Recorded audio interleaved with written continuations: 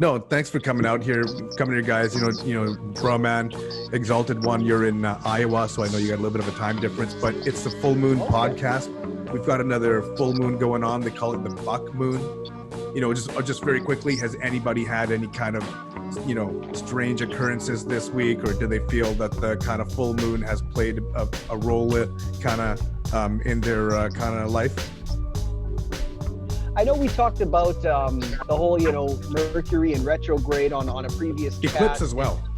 Yeah, and I hadn't seen anything on my side of things, but on LinkedIn I did actually catch a few people who were like, oh, my laptop and cell phone crapped out, or different technological difficulties. So I haven't experienced it this time, but peripherally I've been seeing other people getting into some complex challenges. Got it. Yeah, no, I had a little bit of a dip in my energies as well. I can admit to that. So this time I felt a little bit of effect. Brahman, you usually have migraines. No migraine today for the full moon? I used to have migraines, or I'm like extremely tired. And, I didn't have a migraine today, but it took me a little while to get to going today. Like, I was working, but I wasn't working on my same frequency that I'm normally on. But then late on in the day, that's why I have so much energy right now. I came in late. I had my second win, but yeah. Okay. It's just a little lethargic. Herb Findy, what about you? Any full moon effects? I think I'm just getting a little bit more emotional. Yeah. Got to be more in control of my emotions. Other than that, I don't feel any more tired or anything. I think sometimes I'm a little bit more energetic. Yeah. Like when it's in a full moon. All right. That's good to hear. Okay, so let's get into tonight's topic. And, the first topic that we want to discuss is one that actually we haven't touched on in kind of the Infinite podcast or the Brahman and Broman podcast, and that is the topic of dreams.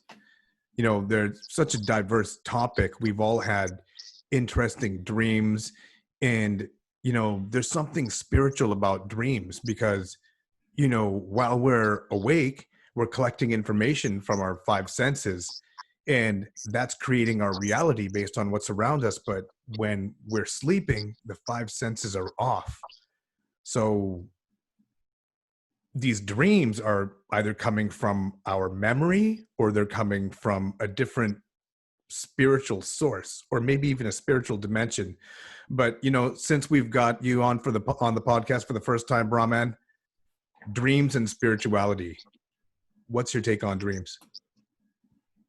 Yeah, I think they definitely are a door. To some, I think they definitely are. Like we were talking about when we first started. Joseph in the Bible, the predecessor to Moses, he was known to interpret dreams.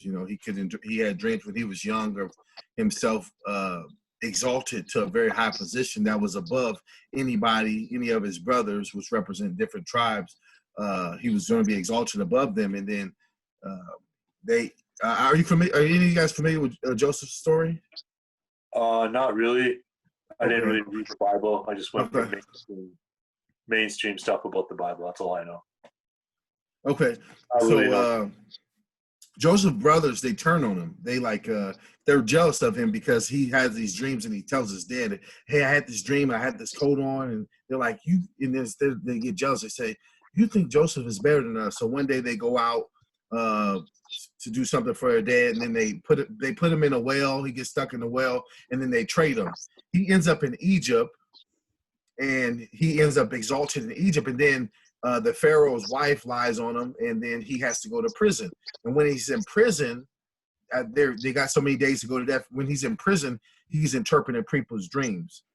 Like one guy says, "I seen this," and he's like, "You gonna get out tomorrow." The next guy says, "He seen this." He says, "I don't want to interpret a dream." And he said, "Well, tell me." The guy said, "Tell me." He said, "Well, you're gonna die in about 3 days." And then the guy he told would get out. He said, "Tell the Pharaoh that I can interpret dreams, and I can interpret the dream that he had." So I think, yeah, it's definitely a door to some things, some spiritual insight, and some things that you're seeing but not clearly aware of, and then the dream allows you to just go deeper.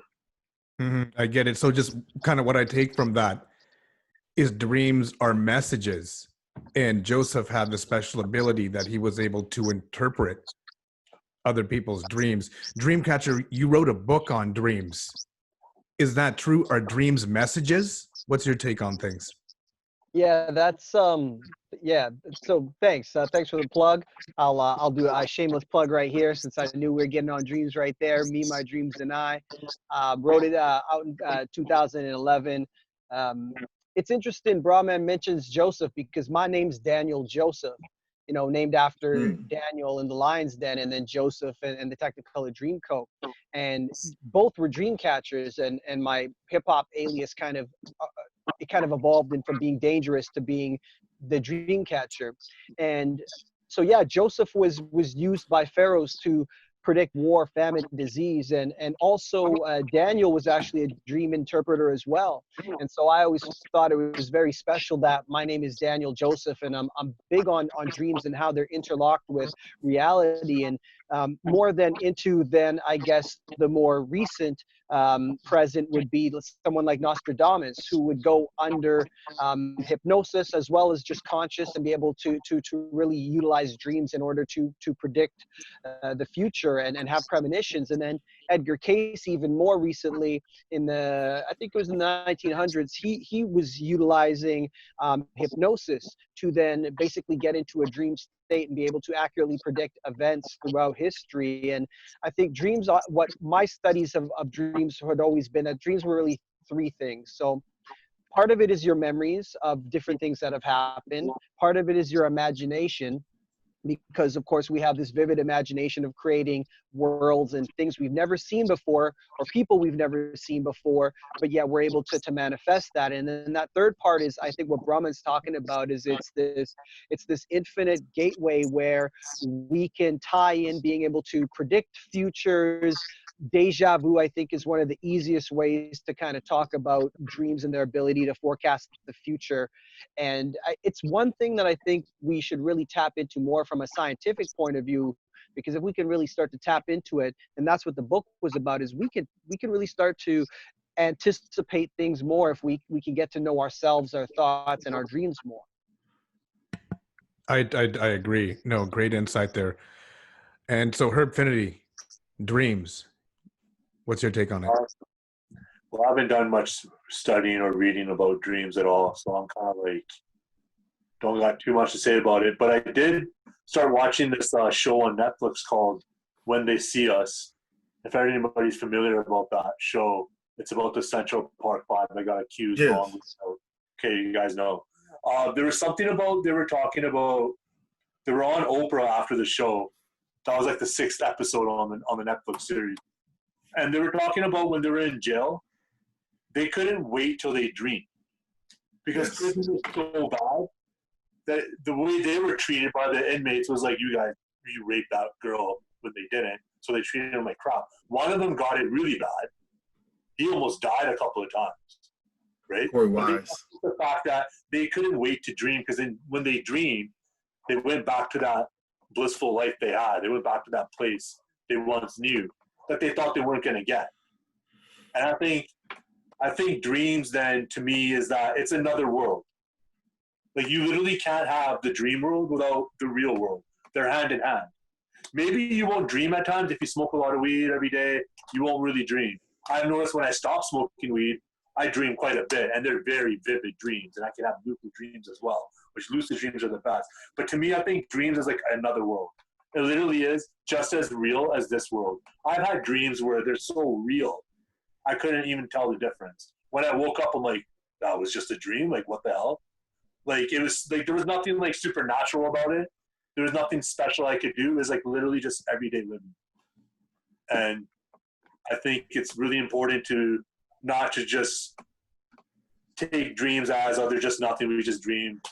It's just something that comes from the pineal gland, that's it. It's just the organic effect, just biological. I think it's deeper than that. And it does get spiritual. And you can literally live probably a double life. I grapple, I do jiu-jitsu, and I've had dreams where I'm doing jiu-jitsu, right? And it feels exactly real. Though those dreams always go like, I always get to win. It's always funny when you have jiu-jitsu dreams, you're always winning, when in reality it's not really that. But still, that's my take on it. I think it's just as important as the real world. And we live it all the time. there's no shut off, right? There's no shut off. When you go to sleep, you're not shutting off the body, shutting off the mind's still there. And Right. so really, is the dream world any different from the real world, really? Or is it just once you're sleeping, How do you know which one's real? you're more free to think? Yeah. So that's an interesting concept, because there's this author, D.H. Lawrence. He's author of The Invisible Man, and he has a quote that says, "I can never decide whether my dreams are the result of my thoughts or my thoughts the result of my dreams."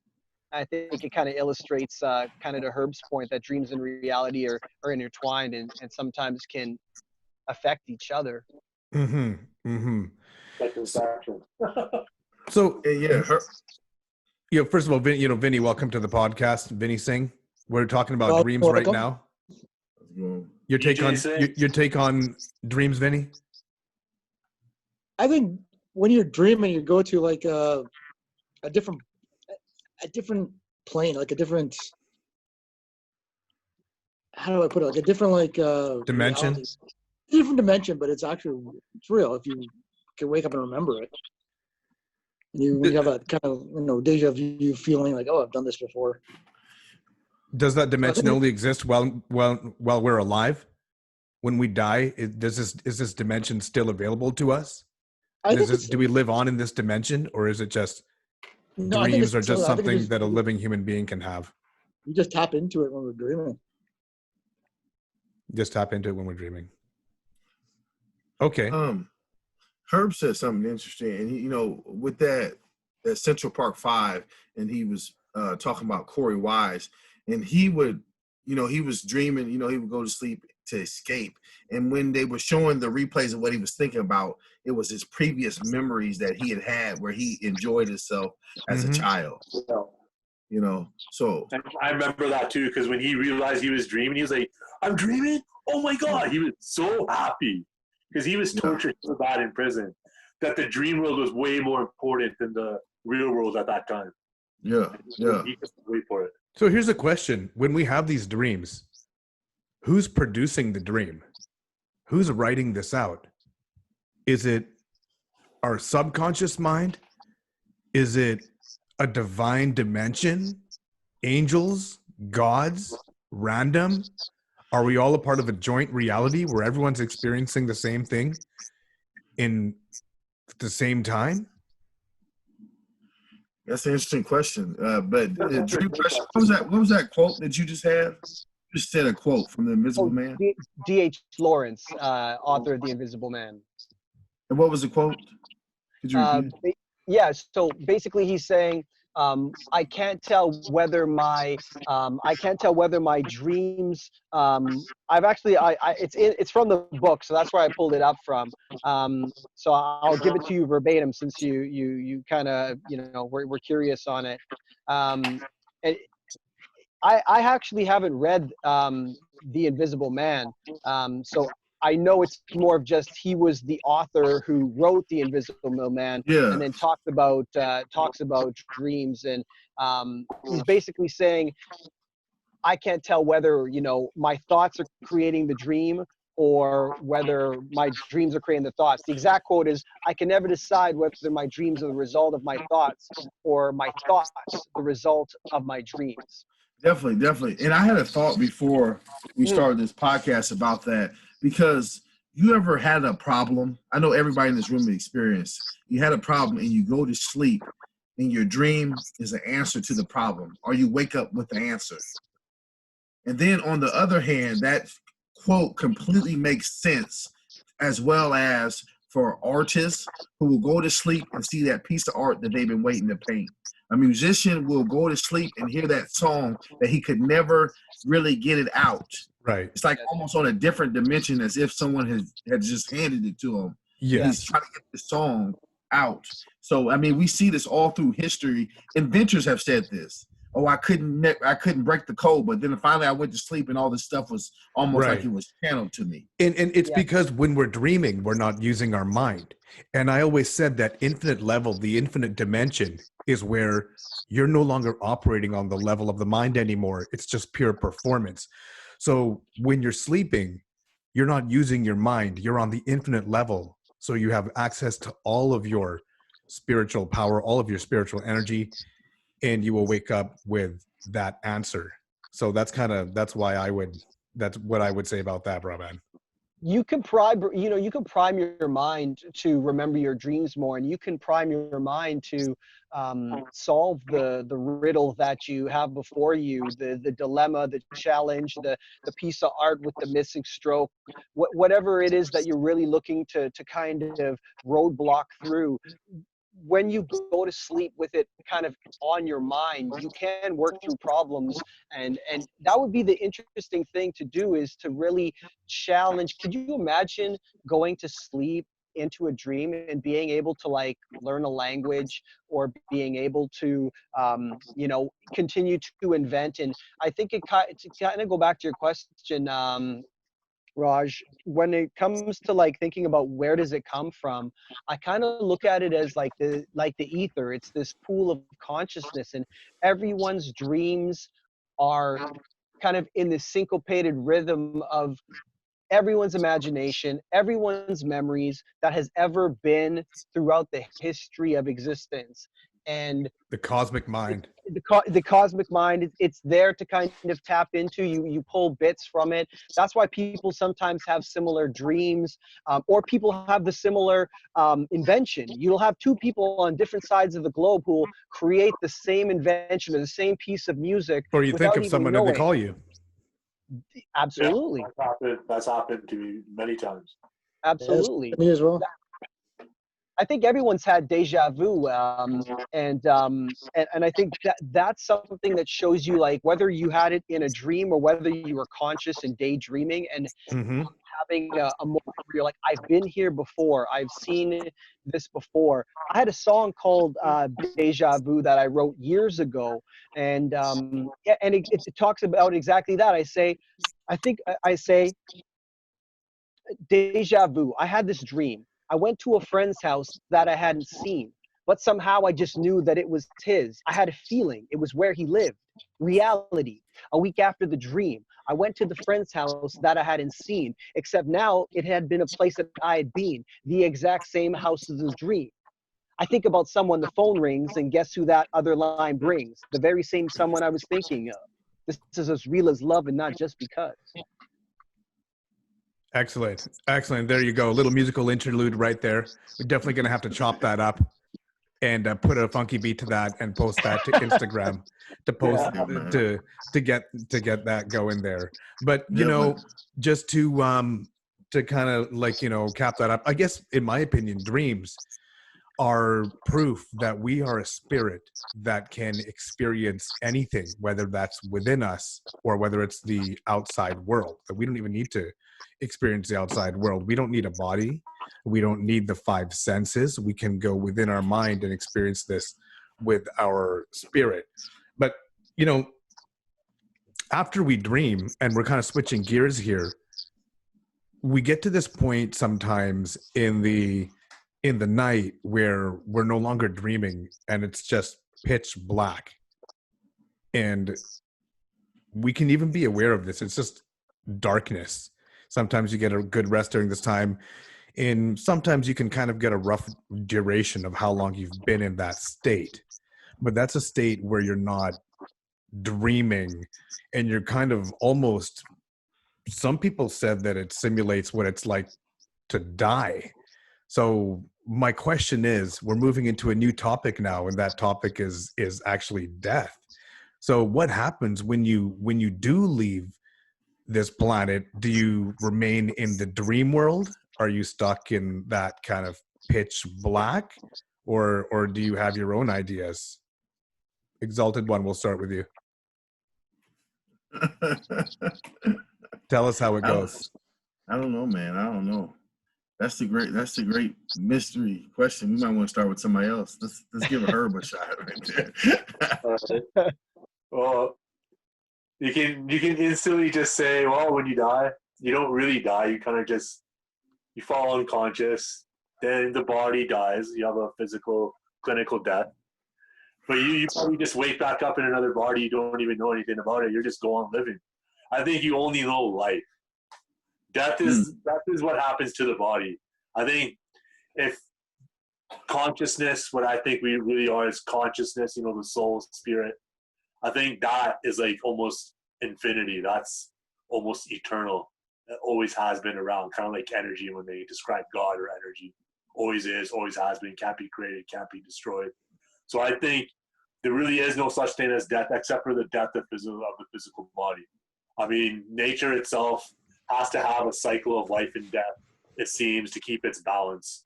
I mean, if nothing died and everything just kept growing, we'd be pretty overcrowded planet, right? If nothing just died. You had to wait for like some sort of accident or killing of some kind or eating food for a creature to die. But if no one died, I mean, and we were just immortal beings, you'd have a very filled up planet. But there's also other things, like, do you go into the dream world? Like Raj was saying, are you stuck in the dream world once you die? Are you stuck in the dream world? Or do you go to a spirit world? Do you go to like another universe, a different dimension? Are you born into another galaxy? Or not another galaxy, but another dimension. Like, are there different levels of existence? Because right now we're actually a couple of different bodies at one time. We have like our physical body, then we have our mental body. Our physical body, we can see it because it's physical and we have eyes and tools and whatnot. And that body is, it naturally is going to die. But our mental body, we don't know if that dies with the body or if it's infinite. It could be a whole other plane of existence.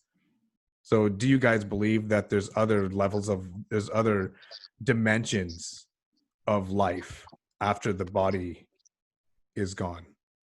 So you go through like a cycle, or you go through like a ladder of consciousness. If you have a very low vibrational consciousness, do you get born back to an animal and start all over? Or do you come back to being human? Or do you go beyond human to another plane of existence that's just a higher level of consciousness, and it keeps going? Is that what you're trying to say? Like, is there like different levels we're trying to reach? Is there any continuation? I think there's a continuation.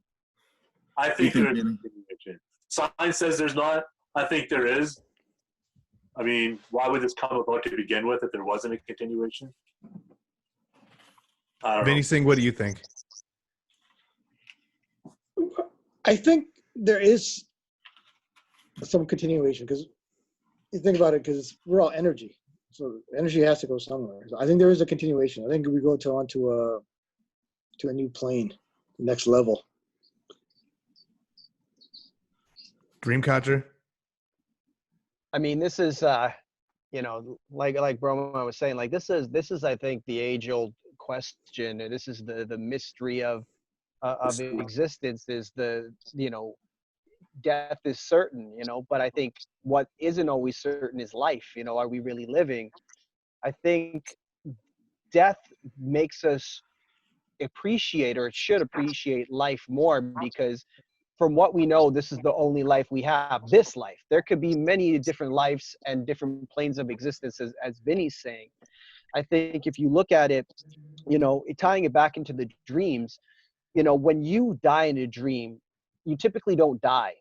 Either you then jump into another body, or you then see yourself getting killed, but once again, you're into another either perspective of yourself. You rarely ever see yourself die, or you wake up. And I think that's kind of the metaphor for how life is, and then how death is. So we are always dying right now, where our cells are dying as we speak, as we are recording this podcast. Our cells are dying and then reproducing and regenerating new ones, right? So we're in constant cycle. And I think to Herb's point, you can't have it just be immortality without something. Has to go for something to live. Taking it from a health standpoint, if you don't get rid of the toxins in your bodies, if you aren't able to excrement your bodily fluids, that's where disease comes in, right? And so you have to be able to relinquish it out. And so the universe is like that too. Old stars have to die. Nebulas have to form and crash down. And so I think when you look at it, there has to be levels of energy, and then there has to be levels of almost like existence and to say like, do you come back as a rabbit versus do you come back as a tree? I mean, that's a whole nother concept of things, because aren't we all kind of a part of a rabbit and a part of a tree from a DNA standpoint anyways? If we are like the stuff of stars, well, everything's the stuff of stars, made from stars. So I think, yeah, death is something that isn't a permanence. The one plane is permanent. Maybe we come back in a human form in another plane, perhaps, but maybe this is the one permanence, and that's why people fear death, because this is the only permanence they know. But to me, I would think energy does continue and has to go somewhere and has to recycle. It's all about a cycle. You know, you look at the Sideways 8, right? We're talking about the Infinite podcast. I mean, it has to keep going. Even if it drops off, it has to come back and keep going, or it would just be a break line and the universe would cease to exist. Yeah, no, awesome explanation there. You know, I'll break it down into one quote. You will always exist in the universe in one form or another. And that was a powerful quote that I heard. I do believe that dimensions of us live on. Does the body live on? I can't guarantee you that the body live on, because it's something that you've collected. And anything you've collected could never be yours, because you borrowed it from the earth, haven't you? You eat food made from the earth. You inhale oxygen. Your body is borrowed, so you must give it back. Your mind, even your mind, anything you've collected in your mind, it came from the outside, right? You collected it. Somebody gave it to you. It's just another heap. So I can't guarantee you that your mind would continue on, but there's something infinite within us that doesn't change. And it's whatever is processing all these elements, all the food I'm eating and making it me. That which changes could never be you. You are something that doesn't change. That's the definition of something infinite. It was never born. It will never die. It remains the same. And I do believe there's something infinite with us, and that to say would live on is not the right term to use, because it was never born and it could never die. So does something remain? I would say yes, but some things are best experienced, or some things are best, proven through experience. So when you die, you'll know for sure. We will know for sure, and no one has came back to tell us. I got a quote too. Strike me down and I only get stronger. There you go. We got I was gonna say we got a Jedi talking about it right now. Yeah, the Force, yes. Yeah, he said good for a boxer. He's stronger, and then he goes over to the Force and lives in the Force. And then you also see that in Christianity, Jesus gets crucified and then he comes back stronger. He comes back. Mm-hmm. So you see these principles throughout religion that's telling you that there's more, and almost like you're going to become one again with the divine source, with infinity. Yeah. And I mean, that goes for like Hindus and karmic, karmic cycles and karmic beliefs, right? It all kind of comes back to like a cycle of some sorts. And I think if we're all wrong and everything is linear, I mean, that would be a really bleak, ending if that's what it was. And I think I would always choose hope and optimism over any kind of pessimism. And I can never understand when people are pessimistic. I think it's just they fear to be disappointed. So it's like they'd rather not believe in a God. I used to be an atheist, and I'm more of like an agnostic now. But whether it's like, oh, well, I never look forward to stuff because I would be disappointed. Like, see, I told you it wouldn't work. I told you it wouldn't work. Or, hey, see, I told you there was no God. Like, people then can just be like, yeah, I always knew. But I would rather be like, oh, well, the disappointment of like, well, I'd rather believe. So I would rather believe that we transpire onto something greater, that we see loved ones again in some sort of ether in the future, when we all kind of culminate to some, whether it's some, they say it's what heaven's in the sky. Like I think, why do they say that it's in the heavens, right? Like why is that the definition? Because I think the heavens is the cosmos. Like it's everything. It's all out there. You return back to all the other energy and matter that came before you. And I think that's a beautiful thing, because to be a human, and have a spiritual experience, but people will say, no, you're just spirits having a human experience. Consciousness having a human experience. Yeah. Yeah. Yeah, no, which is kind of a little bit, I guess, where I was trying to lead. Mm. You know, is there a realm of consciousness? You know, do we, you know, is that kind of what ends up happening when kind of life is over? It's, you know, it's an interesting topic to move on to, you know what I mean? But everyone's got their take on it. And, you know, like I said, there's maybe only one way to really find out. Because you can never talk to a dead person. So You you might never, want to put a disclaimer on that one. yeah. So you never really know what happens, but hey, we're all we're all here to kind of seek that information ourselves. That's the whole spiritual process. You know what Well, I mean? I think consciousness, I think consciousness, like any other theory of things, I think they're probably and not probably, they're all true. There's truth to all of it. So there's definitely a consciousness. And where did ideas come from of all these religious beliefs and where people think where you go when you die? To me, there has to be some levels of grains of truth to it. However much truth is in there is where the game of phone tag through millennia it could have distorted things. But I think at the essence of it, most of these religious scriptures, there has to be some truth of where they think things are going, or where you end up. And so I think it's infinite, right? Like, and I think death is infinite too. I think maybe for some things it is just a fine line, but for other things it recycles and goes back into things. And the interesting thing would be is if we do we have control of that? Do we have the ability to write one's karma and be able to transcend to the stars, or end it and say, no, that's it for me. I've had this school of earth life and that was good for me. No, that was infinite right there. That was definitely infinite. Okay, so we're kind of almost at the hour mark here. I'm just going to back it up here and go with one final question here. We're going to talk about dreams, go back to dreams. And does anybody ever feel they've had like a spiritual dream or a message was sent to them, something powerful that they believe that it was, you know, it was infinite? Herfinity, I'll start with you first. I've had a few dreams like that. it is pretty important. I think this happens to everyone. Everyone sometimes obsesses over something very important, a passion, a loved one, or something going on in their life. I think through those times when your mind's really engaged in it, your heart, your soul, your body's feeling the effects from it, I think, yeah, you really have very important dreams that give you messages or clues, or reveal to you your weaknesses, like reveal to you what you really like and what you got to work on.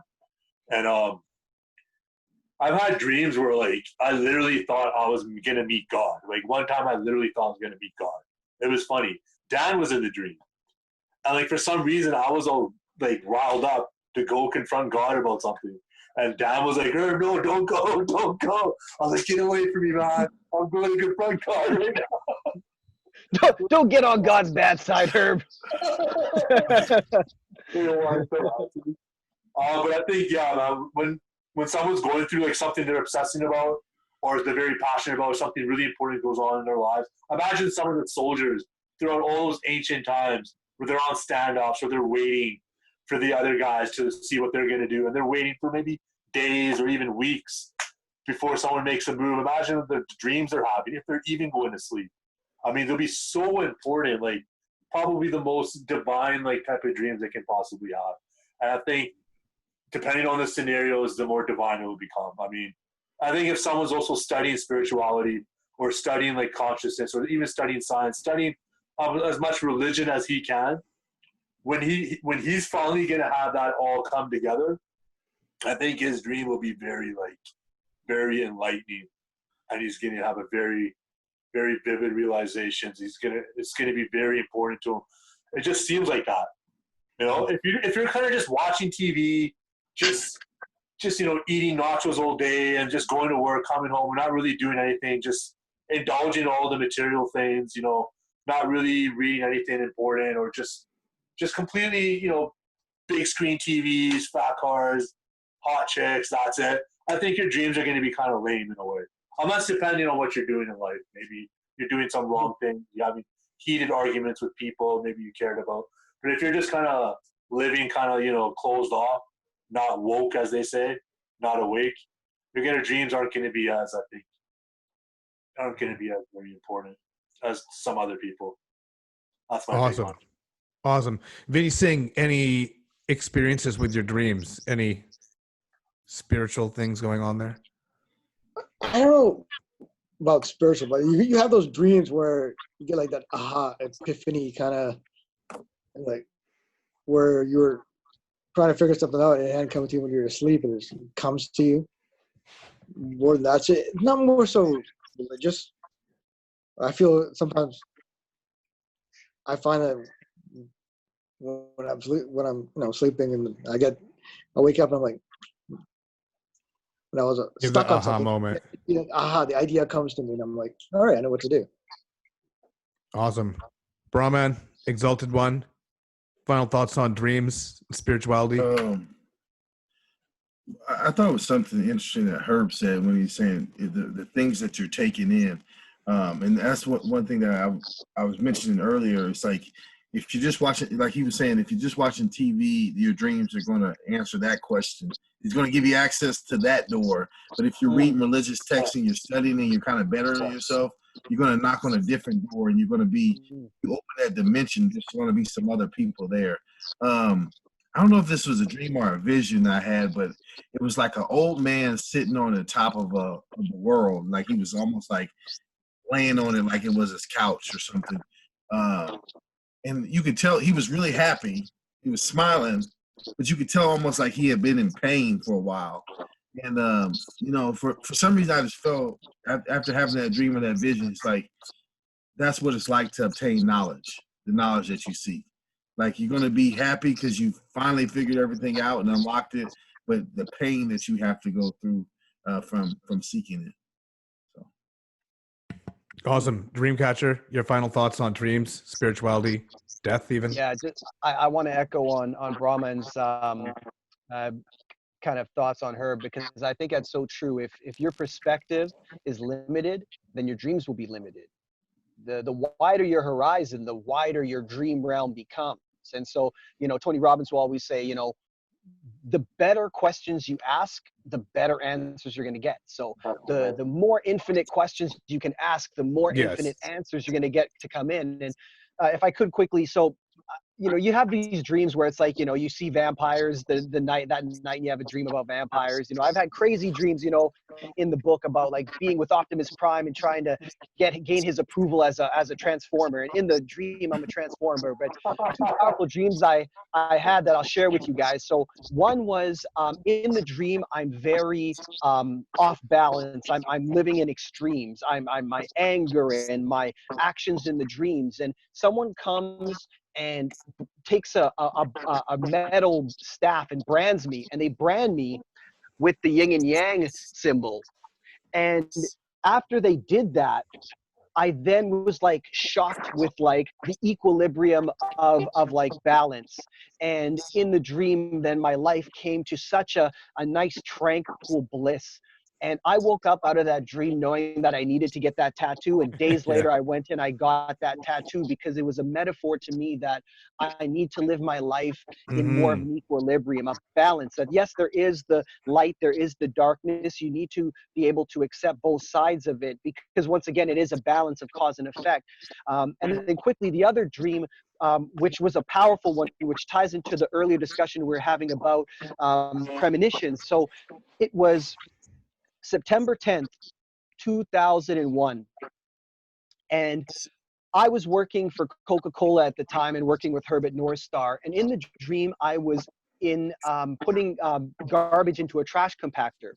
And then the trash compactor's dark, and I then can't find my way out. And then I know that they're closing the trash compactor on me. And I'm then scared for my life, and I am reaching all around the room just trying to paw my way out of the trash compactor so I don't die. And I am so scared for my life, and I don't want my existence to end right then and there. And then all of a sudden I start to hear this voice, and I hear this, Daniel, Daniel. And it's my brother. And he wakes me up, and I'm not in my room. I'm outside in the hallway. And he's like, Daniel, what's wrong? And I go in my room, and my room's trashed because I used to have very active pawns, which means I could, sleepwalk and sleep talk and so forth. And so in the dream, I'm trying to get out of the trash compactor. In reality, I am trashing my room, trying to get out. All my posters, lamps, stereo, everything was on the ground. And it was what we call a night terror, and nightmare or night terror. And the amazing thing about it is the premonition that I think it was. My body was really telling me something was wrong, or that something wasn't right. And I woke up then, going back to sleep and waking up that day to September 11th, to 9/11, and seeing those twin towers go down in what I thought was going to be the beginning of World War III. And to have such a night terror, the night of the eve of what was going to be the biggest terror attack that we'd ever seen in our lifetimes, I feel was so integrated, and there was some sort of synchronicity to it. And that was something that I tie in together, that there was something really there in terms of being able to predict the future with your dreams. And that's why I think it's so important for people to try to remember your dreams. Keep a pad and paper by your bedside and prime your mind to try to dream more, and then try to remember your dreams more, because there's so much you can learn from your dreams if you allow yourself to. Wow. No, dude, that was a awesome dream. I think the FBI wants to speak with you. Yeah, right. After that one. But yeah, I'll give my final thoughts on dreams in kind of death. And I'm not here telling anyone how to believe, but I'll tell you how I see it.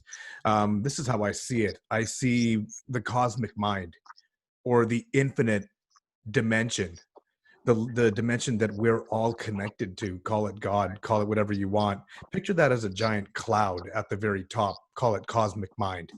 Now picture a beam coming down from the cosmic mind, an individual stream of consciousness. Picture that beam going right down the middle of your body. Now you're alive. Consciousness is now flowing through you from the cosmic mind.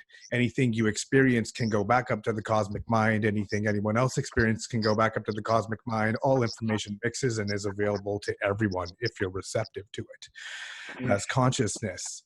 Now picture through your head a rectangle that goes across like this. That's a mind. Anything you're experiencing now through consciousness can be recorded. That's your mind. Now all dreams that you experience are experienced through the ability that you have this recording device, a mind. You're alive through consciousness. The mind is the recorder. You're able to record anything you experience while you're conscious. And now through that data bank of anything you've collected, any experience from what you see, hear, smell, taste, and touch, you can dive back into that and create a dream. It's recycling, rehashing, reformatting anything you've ever experienced in your life. That's a typical dream. It could be junk data. It could be something meaningful to you. But remember that we're all connected to this stream of consciousness coming down from the cosmic mind. And now all this infinite experience is available to you. So anytime you have a premonition, or you have a message, or you have some type of spiritual experience, that's the cosmic mind connection jumping in and taking over there. So that's how I view it. Not sure if I made that clear for everyone, or if I confused anyone. And when you ask me, what happens when you die? In my point of view, the mind is just that recorder that's recording anything that consciousness experiences. So, does that live on? Yes. Anything, in my opinion, that you've recorded goes on back up into the cosmic mind. Whatever the cosmic mind chooses to do with that intelligence is up to them. But you're connected to the cosmic stream. So you could never die. You'll just go back up to the cosmic mind, the infinite dimension, God. Whatever happens, happens from there. That's my particular point of view. I held it till the very end. but I do thank everyone for joining me tonight. Full Moon Podcast, Buck Podcast, and it was a pretty dope episode. It got pretty spiritual.